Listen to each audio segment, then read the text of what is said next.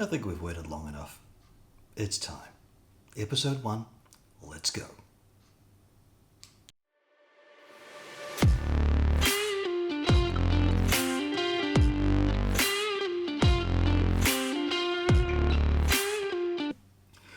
Hi there, and welcome to Kiwi Dad's Kitchen.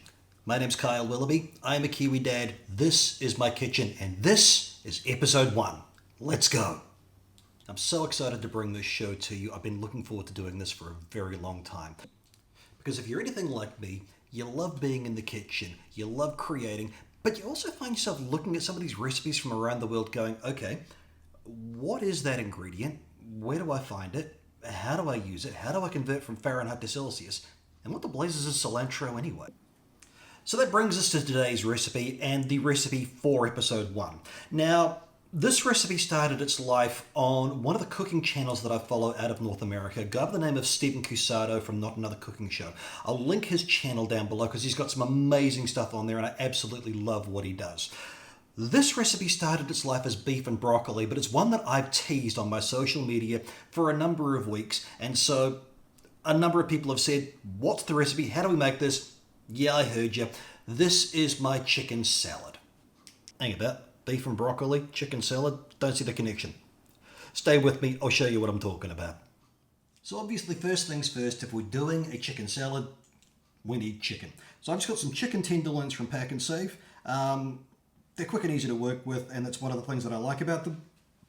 You can use chicken thighs or chicken breast, it's entirely up to you. This is just a matter of convenience. One of the cool things about this recipe is the ease and simplicity in it, because it's pretty much dicing up the chicken, throwing a marinade together, and that's pretty much all there is to it. So first things first, we need to break this chicken down. So we're just going to get amongst it with our trusty knife here, and you just want to cut them down into about bite-sized pieces. So going reasonably small. It's pretty much down to what's going to work for you size-wise and taste-wise, particularly if you're doing this in a stir-fry or fried rice as well. You want to have those nice sort of bite-sized pieces so they're not too chunky. You can easily fit them on the fork or into your mouth. So we're just going to quickly buzz through and get these broken down, and then we're going to work on the marinade. And then once you've got that chicken cut down, we're going to move on to the marinade part. Now, Cusado takes his inspiration from the Chinese takeaways, where they always manage to keep the meats nice and tender and flavorful and juicy. They use a method called velveting, and it all comes down to one very simple ingredient: baking soda. So the baking soda alters the meat's pH, something protein, something magic. It's been explained to me several times, and I'm afraid I really don't get quite how exactly it works. So I'm going to put a link down below for a more sciencey explanation as to how velveting actually works. But basically the process is fairly simple. So it's half a teaspoon of baking soda, not baking powder, directly onto your meat here. And then it's just a few different flavor enhancers. So we've got some dark soy. You want about a teaspoon of each. So dark soy. We want some light soy. We want some oyster sauce. Give those rich, dark flavors. And then you want... Now, the original recipe calls for Shaoxing Chinese cooking wine. When I went to the supermarket, I couldn't find those. And one of the things with this show is when I can't find what I'm looking for, I'll find the next best alternative. I've just got some Mirin here, which is a Japanese rice wine. Essentially the same sort of concept. So I've done this recipe with both. Either seems to work. The flavor is great. So again, about a teaspoon of that, give or take. One of the things that I discovered very early in my cooking career is that some is a perfectly acceptable measurement when it comes to cooking. 3 tablespoons of corn flour in there as well. And you go. And then it's time to get messy. So you just want to mix all that in together. Get that corn flour nice and hydrated.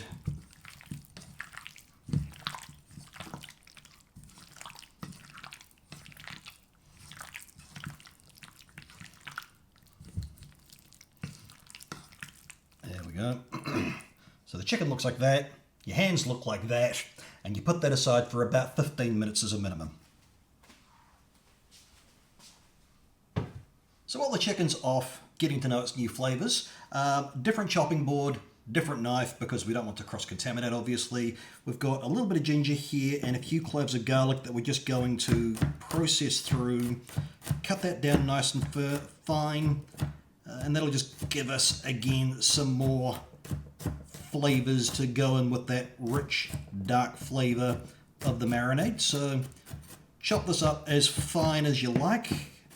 Some people like a fairly chunky sort of garlic, some people prefer it nice and smooth and fine. It's pretty much entirely up to you. And then the ginger, I might just cut that down a little bit further actually. Ginger I like to reasonably finely dice, so just cutting it into kind of planks almost. And then just processing it down. And again, it's just going for that depth of flavour and bringing a bunch of deliciousness to your meal. Now, obviously, again, you can make this as much flavour or as little flavour as you want. You want extra garlic, throw in extra garlic. You want extra ginger, throw in extra ginger. It's entirely up to you and your taste buds. I don't believe you can ever do too much garlic. That's just me. Right, so we've got our aromatics, we've got our chicken, we've got a fry pan. Let's make some magic. So we want about a tablespoon or so of olive oil in that fry pan. You want to get that nice and hot. And then we're going to throw in the garlic and the ginger. And once that oil's coming up to temperature, this part of the process happens fairly quickly. So we're just going to get our aromatics in there. Get off. Give them a little bit of time to just cook through. That's going to flavour the olive oil as well, so you're going to get that lovely flavour right throughout your whole meal. So just get that about a minute or so. You can already see the garlic starting to brown up there. Oh, and the smell of cooking ginger is just divine.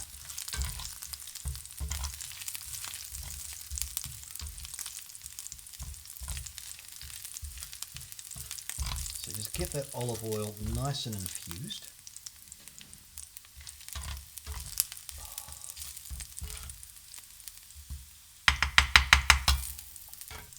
And then if we throw a little salt and pepper into our chicken mix as well.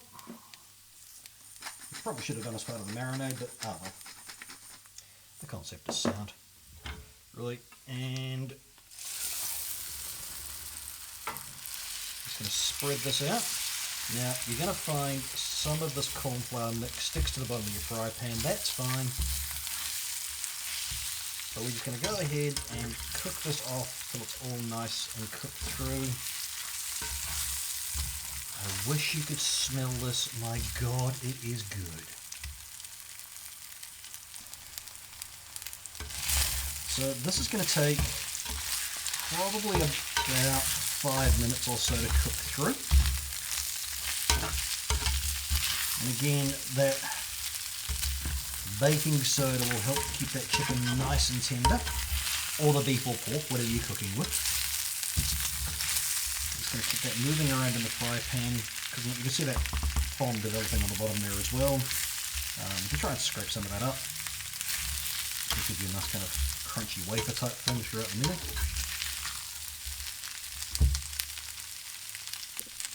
And after a few minutes, you'll notice the chicken's going this lovely golden colour.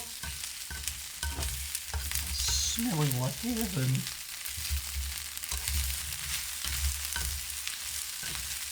But you'll also notice it's keeping that tenderness as well.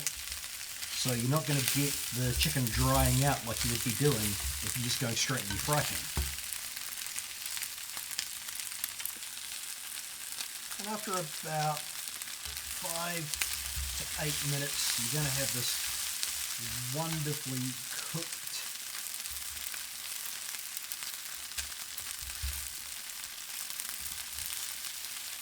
and delicious chicken ready to go. Give a couple more turns. And then I think we are about done. And then it's just a case of marrying your chicken with your meal of choice. So if you're doing a chicken salad, as I have done here, you just pop that chicken on the top. As I say, you can also throw this through a stir fry, through fried rice, and it is just heavenly. You can do this with beef, you can do this with pork. If you're doing it with beef, I'd recommend you do it with something like a schnitzel. Pork, probably want to go with pork medallions or something along those lines, but it's essentially the same process. And again, you can serve it on a salad and stir fries with fried rice, whatever you like. Which does, of course, leave the final step in the process, the taste test. Yeah. And this chicken is so darn good. It's light, it's flavorful, and as I say, it's so versatile. I've done this with the beef. Again, it's fantastic. I've yet to do it with pork, but apparently it's really nice. I could eat this all day, and frequently do. You've got to try this. The recipe will be down below. Get amongst it. And don't talk with your food in your mouth. And there we have it. Episode 1 is done. Thank you so much for being here. I appreciate everybody's support. And I hope you enjoyed learning how to make this wonderful recipe. It's quick, it's easy. Definitely go out there and get amongst it. So until next time, please do like, subscribe, comment, share the video. Make sure you're checking out my social media channels as well. We've got Facebook, Instagram, and TikTok. Although TikTok I'm still a little bit shady on, if I'm honest, but we're getting there. I really appreciate you guys coming in there, checking out, giving the support. It means a heck of a lot to me. Until next time, thank you so much. We'll see you later.